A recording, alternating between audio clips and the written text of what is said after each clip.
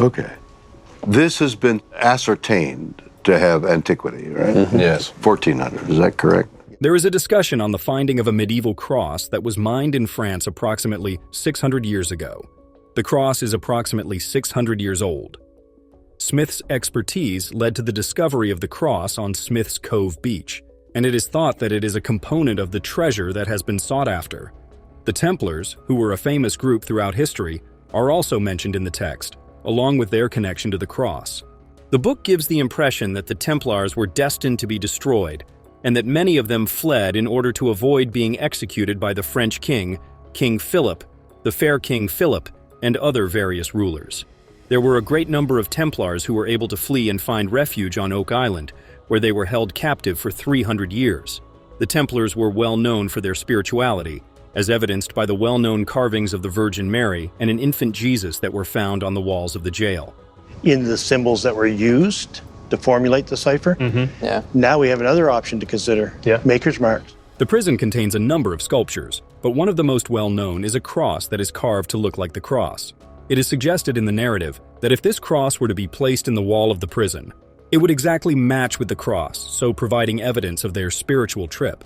The idea that the Templars were a prominent figure in history is also mentioned in the book. For example, the Templars progressed from being 9 knights to competing with the king and the Vatican for power and influence were both mentioned. The author makes the suggestion that there might be a relationship between the Templars and the finding of the cross. This is due to the fact that the Templars contributed significantly to the development of the history of the area. Oak Island, Nova Scotia is the location where Marty LagIna and Gary Drayton are conducting their quest for significant clues. Discouraged. You just burned something out in here. You got fire in here. They discover a large and heavy rock spike that resembles an antique wharf pin and could have been a railroad spike. The group is of the opinion that it might be evidence of a ship's wharf on Lot 32, which is located close to the location where they discovered a possible old cargo bag seal a year ago. It was most likely iron, and more specifically, raw iron. It is the intention of the team to place the spike in the XRF and have Carmen Leg, It's really weird. I like it. I love it. It's pretty cool. Romans were here. or potentially Christopher Russo, examine it and provide feedback. In the later part of that afternoon, Alex LagIna and Jack Begley undertake a journey of 50 miles north to Northville Farm, which is located in Centerville, Nova Scotia, in order to meet with Carmen LaCarmen, an expert in blacksmithing. An additional treasure that was discovered by LagIna's father on Lot 32 is a standard rock stake that was utilized on multiple occasions for the purpose of transporting heavy goods. The head is shaped like a mushroom, and it would be pressed into the rock before being punched out. The ship could potentially be pulled ashore, or big things could be dragged ashore with its assistance. Given that the distance from the bag seal is around 50 feet, it is reasonable to assume that this was utilized for transporting a significant quantity of rock stakes and wedges. During the period of time between 1710 and 1740, it is quite probable that the anchor spike of a ship was utilized in the process of discharging cargo. In the event that this is able to assist in determining who may have been responsible for the mystery surrounding Oak Island, it may also assist in determining the true identity of the ship's anchor spike. A ship's log that dates back to 1746 has been found by the Oak Island crew. I think we all have just a very rudimentary understanding of the work as it relates to Oak Island. The record details a failed French effort to regain Nova Scotia from the British. The voyage was led by the Duc d'Anville, a nobleman from southern France. The crew found the journal to be fascinating, since it detailed a secondary operation that involved concealing a big wealth on an island that was covered in forest. It is possible that the spike discovered in the same region as the perhaps antique cargo bank seal is connected to a French mission that was conducted in the 18th century with the purpose of burying treasure. The Duc d'Anville idea is consistent with these tools.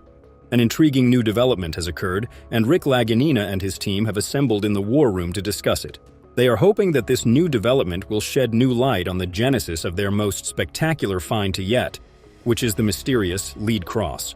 Rick LagIna and Craig Tester made arrangements for the cross to be examined at the University of New Brunswick, utilizing a technique known as laser ablation. This examination took place approximately 6 weeks ago. Not only were the results astounding, but the leading cross is not from the North American continent. Nevertheless, the existence of this evidence does not rule out the idea that this is in fact a relationship with the temple.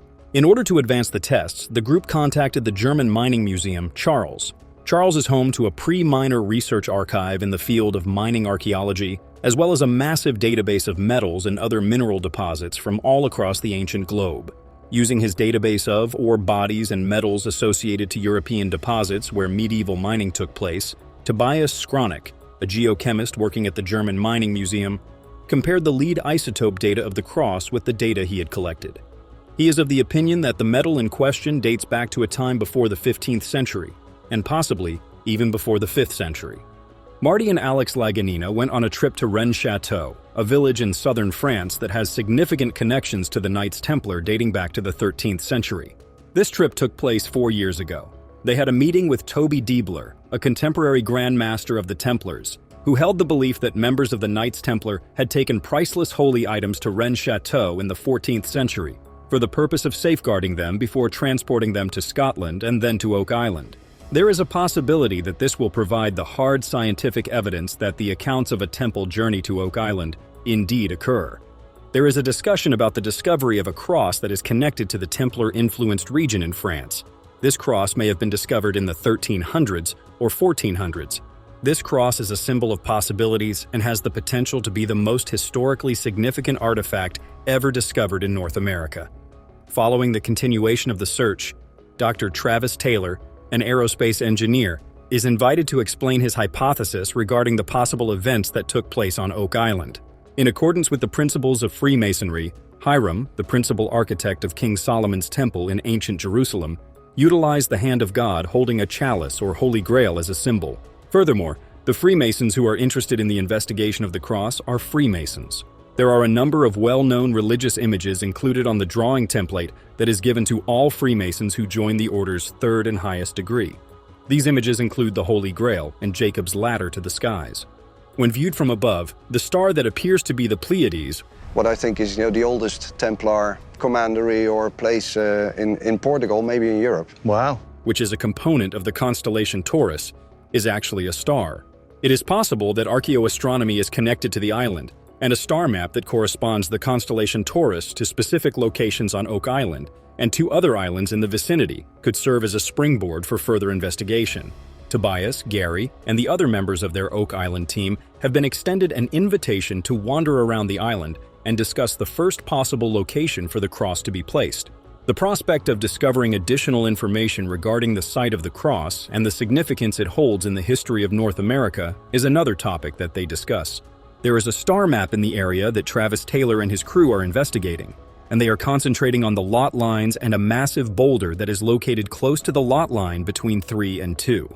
The enormous boulder has piqued their interest, and they are contemplating whether or not it is a patent that has been developed. After that, they will proceed to a stone triangle that is situated to the south of the Money Pit site.